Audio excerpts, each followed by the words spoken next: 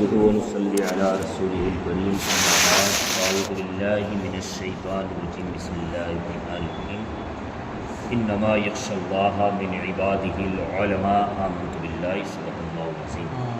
بارگاہ رسالت مآب صلی اللہ تعالی علیہ وسلم میں عقیدت و محبت کے ساتھ باوس بلند درود پاک کے ڈالیاں نچھاور کریں. اللہم محمد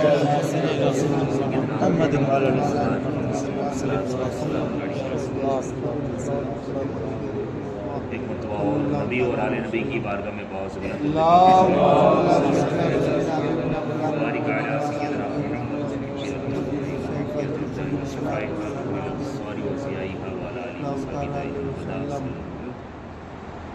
آج کا 25 سفر المظفر کا دن جو گزرا 26 میں شب آ گئی. آج کو جو دن گزرا وہ سیدی سرکار اعلیٰ حضرت عظیم المرتبت مجدد دین و ملت الشاہ امام احمد رضا خان فاضل بریلوی علیہ رحمۃ و رضوان کی وصال اور وفات کا دن. تاریخ آج کی تاریخ تھی اس لیے کہ جس روز آپ کا وصال ہوا تو جمعہ کا دن، لیکن ہر مہینے میں دینے وغیرہ چینج ہو گئے. اب بات یہ ہے، مسئلہ یہ ہے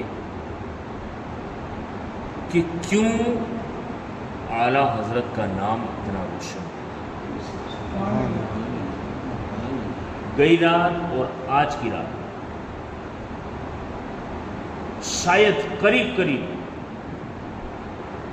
جہاں جہاں سنیوں کی آبادی ہے وہاں اعلیٰ حضرت کے نام پہ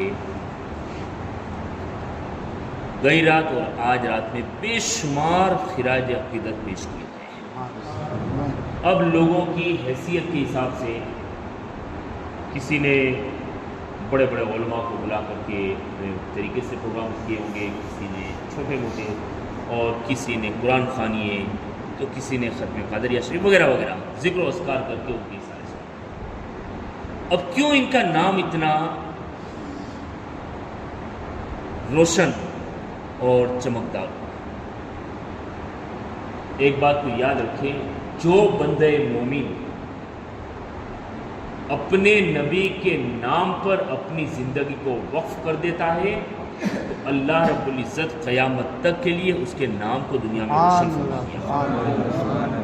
اور جیسا کہ کل میں نے کہا تھا کہ 65 سے 68 سال کی عمر درمیان پوری زندگی آپ نے ناموں سے رسالت کا پہرا دیا.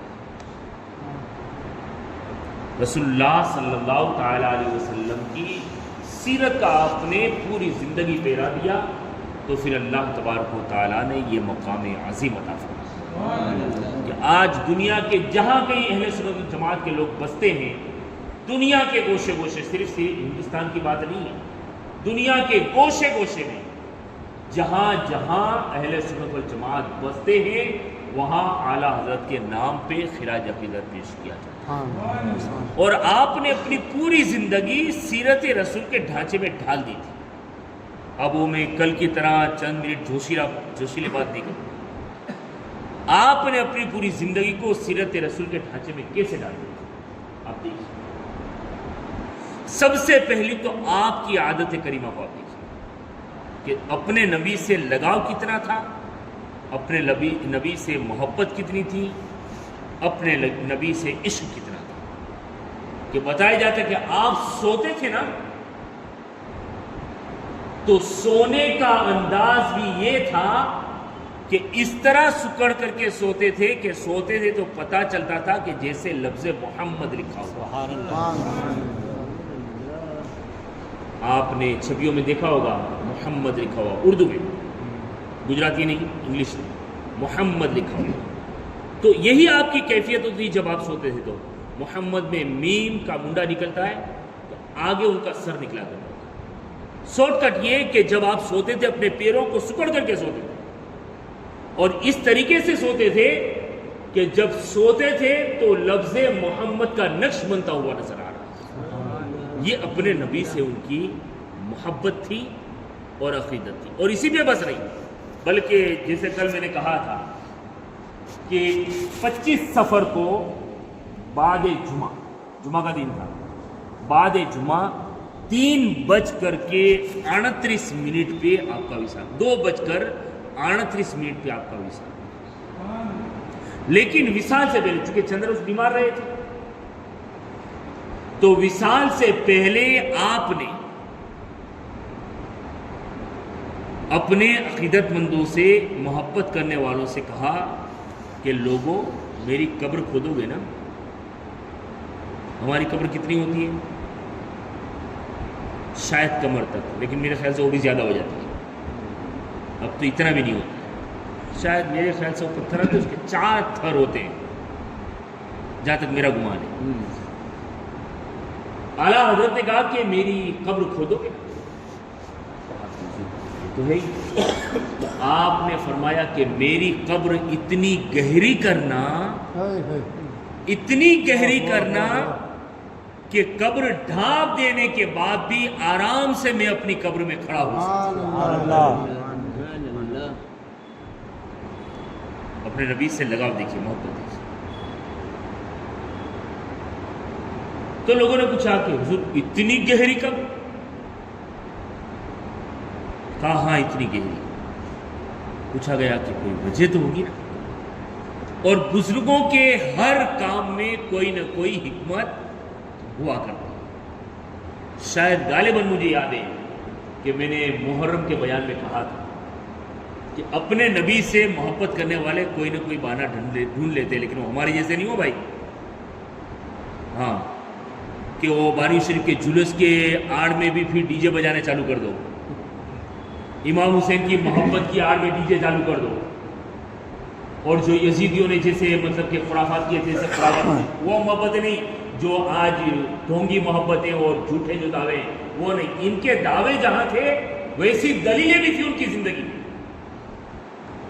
تو میں نے امام مالک کے حوالے سے کہا تھا کہ اپنے نبی سے لگاؤ تھا. اعلیٰ حضرت کی بات کو میں نے چھوڑا ہوں، مجھے یاد ہے کہ وہ بزرگوں کو جب محبت ہوتی ہے نا تو محبت اتنی مطلب جوش مارتی ہے کہ پھر وہ صرف نبی سے نہیں بلکہ نبی جس راستے سے گزر گئے ہوں اس راستے کو بھی چوما کرتے ہیں. تو امام مالک نے پوری زندگی مدینہ میں گزاری. تو مدینہ کی بازار یا مدینہ کی گلی سے کانٹا لگ گیا، پکڑ کر کے کانٹا اندر چڑھا رہے. مرید تھے بھائی، پیر تو اس دور کا پیر. تو مریدین عقیدت مند تھے، کہا حضور یہ کانٹا ہے. کہا میں جانتا ہوں نا کانٹا ہے. کہا اس کو نکال کے پھینک دینا چاہیے نا، اگر اندر رہے گا تو پاک ہو جائے گا، رسی ہو جائے گی، تکلیف دے گی. امام مالک نے کہا کہ دنیا کے اور کانٹے ہوتے ہیں جن کو پھینک دیے جاتے ہیں، یہ میرے نبی کے شہر کا کانٹا ہے. مالک جب مرے گا تو اپنے ساتھ قبر میں لے کر کے جائے گا، اور قیامت کے دن میرا مولا مجھ سے پوچھے گا کہ مالک دنیا سے کیا لایا ہے؟ میں کہوں گا کہ نمازوں پہ فخر تو نہیں ہے، روزوں پہ فخر تو نہیں ہے، عبادت پہ فخر تو نہیں، لیکن مولا تیرے نبی کے شہر کے کانٹے کو لے کر کے آیا ہوں. بس اسی کانٹے کے ساتھ میں میری کوشش و مغفرت فرما دے. یہ محبت کرنے والے، اور ایسے محبت کرنے والے ہیں. پوری زندگی مدینہ کے کسی گلی کوچے میں آپ چپل پہن کر کے، جوتا پہن کر کے نہیں چلتے، بلکہ مدینہ کی کسی گلی سے گزرتے تھے نا تو وہاں کی دیواروں کو چومتے تھے.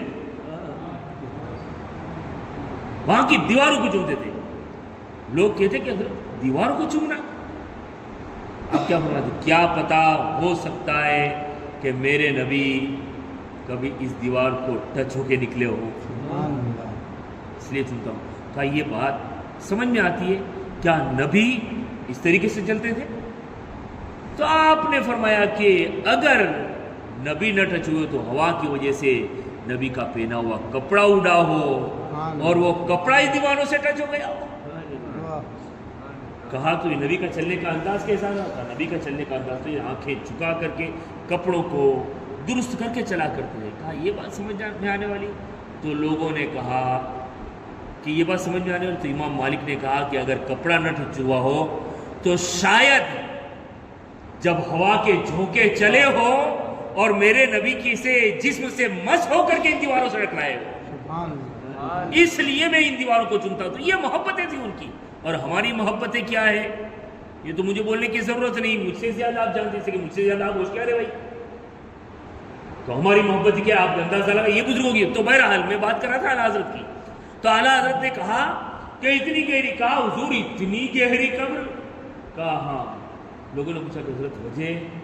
آپ نے فرمایا کہ ہمارا یہ عقیدہ ہے کہ جب مومن کو قبر میں رکھ دیا جاتا ہے، لیٹا دیا جاتا ہے، سپرد خاک کر دیا جاتا ہے، لوگ جب چلے جاتے ہیں تو قبر کے اندر جب سوال جواب کے لیے فرشتے آتے ہیں، تیسرا سوال ہوتا ہے من کنتا تقول فی حق حاضر رجل، اور اس وقت نبی کا چہرہ نبی کا چہرہ مبارکہ، بلکہ خود نبی عاشقوں کی قبر میں آتے ہیں اور دکھایا جاتا ہے نبی کا عکس اور نبی کا دیدار کرایا جاتا ہے، اور فرشتے کہتے ہیں ما کنت تقول فی حق حاضر رجل، اس شخص کے بارے میں تو کیا کہتا ہے؟ میری قبر میں، احمد رضا کی قبر میں میرا نبی آئے اور احمد رضا سویا رہے، یہ احمد رضا کی غیرت کو گوارا نہیں. میری قبر میں جب میرے نبی آئیں گے تو میں کھڑا ہو جاؤں گا اور کھڑا ہو کر کے کہوں گا مصطفیٰ جان رحمت پہ لاکھوں سلام، شمع بزم ہدایت پہ لاکھوں سلام. اور آخری جو شعر ہے نا وہ اسی کی طرف اشارہ کر رہا ہے کہ مجھ سے خدمت کے قدسی کہے ہاں رضا، کہ جب فرشتے قبر میں مجھ سے پوچھے فرشتے تو میں کہوں کہ مصطفیٰ جان رحمت پہ لاکھوں سلام. یہ ہے اعلیٰ حضرت کا عشق. قبر کے بھی فکر ہے کہ میرا نبی قبر میں آئے تو وہاں لیٹنا یہ احمد رضا کی غیرت گوارا نہیں کرتی ہے، بلکہ وہاں بھی جب نبی آ جائیں تو کھڑے ہو کر کے نبی کی بارگاہ میں صلاۃ و سلام پیش کر سکوں. تو انہوں نے اپنی پوری زندگی اپنے نبی کے نام پہ وقف کر دی اور پوری زندگی آپ نے پہرا دیا ناموس رسالت پہ. جب کسی نے اتنی سی آواز اٹھائی کہ نبی کو علم غیب نہیں ہے، میرے امام نے قرآن و حدیث کی دلیلوں کا انبار لگا دیا، اور ایسا انبار لگایا، یہ بات کو ذہن میں رکھیے، ہر چیز جتنے فتنے اٹھے اور اٹھنے والے تھے، 65 سال کے اندر 1300 کتابیں لکھ ڈالنا کوئی آسان ہے؟ اور ہر سبجیکٹ پہ اور ہر بات کے اوپر الگ الگ اور صرف قرآن و حدیث کی دلائل کے انبار لگا دیے. اور میں یوں کہوں تو غلط نہیں ہے کہ اس امام نے امت کو قیامت تک کے لیے سرمایہ عطا فرما دیا ہے کہ جب بھی کوئی فتنہ اٹھے گا تو امام احمد رضا کی کتاب کو اٹھا کر کے دیکھ لیں گے، ہر چیز کا جواب ملتا نظر آئے گا. بہرحال تو پوری زندگی، اور پھر نبی کے عشق کے ساتھ خوف خدا بھی اتنا کہ آپ نے بیماری کی حالت میں بھی نماز ترک نہیں کی، بلکہ آپ کے وصال سے پہلے جو جمعہ ہے نا، وہ جمعہ بھی آپ نے اپنی مسجد میں آ کر کے کرسی پہ آ کر کے آپ نے جمعہ کا نماز پڑھا. اور جس روز وصال تھا نا، میری نظروں سے یہ مطالعے کے درمیان یہ کتاب گزری یہ بات کہ 2:38 پہ روح قبض ہوئی، وصال ہوا. مورخوں نے لکھا ہے کہ جس دن وصال ہوا نا، اس دن کی جمعہ بھی آپ نے نہیں چھوڑی. میرے نوجوانوں، میرے سنیوں، ان بزرگوں کی زندگی سے سبق حاصل کرو کہ جب آخری لمحے ہیں تو بھی نمازوں کو ترک نہیں کی جاتی ہے. اور ہم چھوٹی چھوٹی باتوں میں نمازیں، ارے کوئی بات نہیں ہوتی ہے، صرف ایسے گپے سپے کرنے کے اندر ہی نمازوں کو چھوڑ دیتے ہیں، اور نمازوں کے مطلب کہ ہم قضا کرتے ہوئے نظر آتے، کیا میرے رب کی بارگاہ میں جواب نہیں دینا؟ اللہ کی بارگاہ میں جواب دینا پڑے گا. اور خاص کر کے میرے نوجوان ہیں تو ذرا ذہن میں ایک بات کو رکھیں، ابھی دیلواڑہ کے اندر میرے نوجوان نماز پڑھتے اچھی بات ہے، اور جوانی کی عبادت بڑی اہمیت رکھتی ہے، بڑی اہمیت رکھتی ہے. کیوں؟ کوئی اس کا مطلب یہ نہ سمجھے کہ بوڑھے ہوئے تو کیا نماز پڑھیں گے تو نہیں، عبادت اللہ اس کا ثواب دے. لیکن جوانی کی عبادت اللہ کو اس لیے پسند ہے کہ جوانی میں نفس بہت ابھرتا ہے کہ یہاں پھرنے چلا جانا ہے، یہاں پھرنے جائے، یہاں پالٹی میں چلا جائے، یہاں یوں کر لے، یہاں یوں کر لے. لیکن اس جوانی کے عالم کے اندر اپنے نفس کو پٹک کر کے پھر رب کی عبادت کرنا، یہ بہت بڑی کمال کی بات ہے. اس لیے جوانی کی، رسول اللہ فرماتے کہ مولا کو جوانی کی عبادت بہت ہی زیادہ پسند ہے. جب بندے جوانی کے عالم میں اللہ کی عبادت کرے، مولا بہت خوش ہوتا ہے. لیکن میرے وہ نوجوان اور سب سے گزارش کرتا ہوں کہ شاید میرے خیال سے ایک کریز بڑھ رہا ہے. 1-2 جمعہ جانے کے بعد انشاءاللہ اس ٹاپک پہ میں آؤں گا. ابھی میرا مطالعہ شروع ہے, میں ڈیٹیلی مطالعہ کرنے کے بعد بات کو روکنے کی کوشش کروں گا. نوجوان نماز پڑھتے ہیں, ابھی میں 2-3 نوجوانوں کو دیکھتا ہوں, وہ ابھی رفع یدین والا معاملہ بہت اٹھا ہے, ہاتھ اونچے کرنے والا. اس کی شرعی حیثیت کیا ہے انشاءاللہ اس چیز کے اوپر میں 1-2 جمعہ جانے کے بعد اس پہ انشاءاللہ ضرور روشنی ڈالوں گا. لیکن یہ کسی پیٹ شرط والے کی پڑھائی ہوئی باتیں. میں نے 6 مہینے میں جو دیکھا نا, تمہارے دیلواڑہ میں اتنا کوئی بڑا مولوی نہیں ہے یار کہ بٹھا کر کے سمجھا سکے. یہ سنی سنائی باتیں ایک دوسرے دوستوں کی صحبتوں کے اندر اس کو شیئر کی گئی اور دماغ میں اس نے خود تو اتاری, پھر شیطان بھی زور دے گا تو یہ دماغ میں اتاری. اگر آپ کے پاس اگر کوئی ایسا معاملہ آئے تو ان معاملات میں انوالو نہ ہو جب تک علماء سے مشورہ نہ لے یا علماء سے مسائل کی تحقیق نہ کر لے. کسی پیٹ شرط والے کی اور کسی پیچھل تسبیح گھمانے والے کی باتوں میں جلدی نہ آئے. پہلے ایمان اور عقیدے کو ٹٹولیں کہ نماز کی دعوت تو دے رہا ہے, لیکن کیا ساتھوں ساتھ یہ بھی بات کرتا ہے کہ نماز پڑھنے کے بعد اگر وقت ہو تو کھڑے ہو کر کے نبی پہ درود و سلام بھی پڑھ لیا کریں. دعوت کے ساتھ ساتھ یہ چیز بھی نظر آتی ہے کہ نہیں. ان چیزوں کا خیال رکھیں. کسی کی بھی مطلب کہ صحبتوں میں بیٹھنے والے. اور دوسرا یوٹیوب, سب سے زیادہ نقصان ہمارے نوجوان طبقے کا ہے نا وہ یوٹیوب کے. پہچانتے نہیں ہے کون سے فرقے کا ہے کون سے فرقے کا نہیں. ایک 5 وقتہ نمازی ہے, ریگولر 5 ٹائم کا نمازی ہے. ابھی مہینے روز پہلے میری ابتدا میں ہی نماز پڑھتا, ابھی بھی نماز پڑھتے. انہوں نے آسانی کے ساتھ مجھے کہہ دیا, ایسے جملے بک دیے کہ مطلب کہ میرا تو تھوڑی دیر کے لیے دماغ چکرا گیا. اس وقت کچھ نہیں بولا, میں دوسرے دن سے ملا تو میں نے کہا کہ کیا آپ کو امین القادری کے بیان میں کچھ نہیں دکھتا ہے؟ کیا ہاشمیہ کے بیان میں کچھ نہیں دکھتا ہے؟ جس نے اپنی زندگی کی 1/2 صدی اس میدان میں نکال دی, اور میں تو یوں کہوں گا کہ پورے ہندوستان میں اس غازی ملت جیسا بولنے والا مائیکل لال کوئی 50 سال اس میدان میں سے نکال دیا. اور سب سے بڑی بات یہ ہے کہ مخدوم اشرف کی لال ہے, فیض بھی ہے اوپر. تو بہرحال تو یوٹیوب کے اندر بھی سننے سے پہلے دیکھیں کہ ایک کون سا عقیدے کا ہے.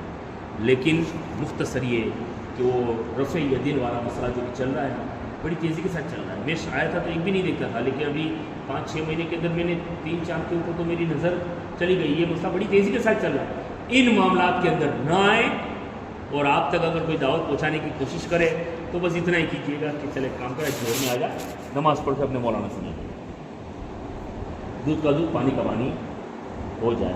تو نماز کی پابندی کریں.